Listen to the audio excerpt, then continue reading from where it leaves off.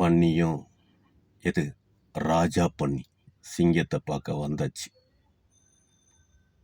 பார்த்தோன்னுமே சிங்கம் ஒரு கேட்டசியாக கையை கொடுப்பாங்க இல்லையா, அது மாதிரி கையை கொடுத்துருக்கு சிங்கம். ஆனால் பன்னி 2 கையும் விரித்து டப்புன்னு சிங்கத்தை கட்டி பிடிச்சிருச்சு. சிங்கம் என்ன ரியாக்ட் பண்ணுறதுன்னே தெரியல. என்னதான் சுத்தமாக குளிச்சு கோட்டு சூட்டரு போட்டு சென்டெல்லாம் அடிச்சிருந்தாலும் பன்னியோட நாத்தம் கொஞ்சம் முடியல தான். ஆமாம். அப்புறமேலு விலகுனோனையும்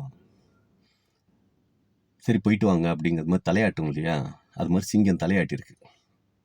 உடனே இந்த ராஜா பன்னி, இல்லை சிங்கம், உங்களை நான் எதுக்கு பார்க்க வந்தேன்னா, நீங்கள் காட்டுக்கு ராஜாவாக இருக்கிறப்ப எதெல்லாம் பண்ணணும்னு நினச்சிங்களோ அதெல்லாம் நான் பண்ணலான்னு இருக்கேன்.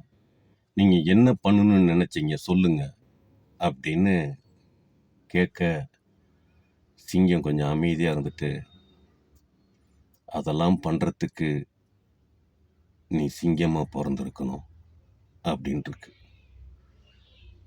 பன்னிக்கு எதுவும் புரியலை.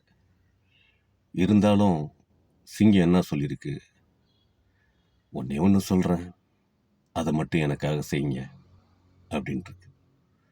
என்ன சொல்லுங்க, கண்டிப்பாக செய்கிறேன். நீங்கள் வெற்றி பெற்ற சந்தோஷத்தில் நீங்களும் உங்கள் கூட்டமும் ரொம்ப ஹாப்பியாக குடியும் கும்மாளமும் சந்தோஷத்தை கொண்டாடுறதுல தப்பு இல்லை.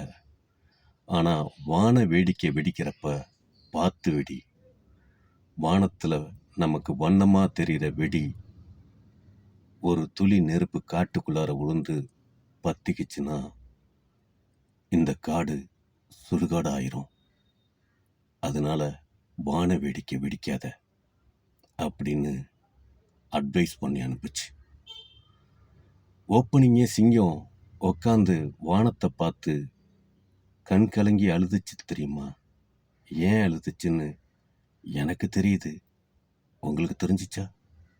கமெண்ட்ஸில் சொல்லுங்கள்.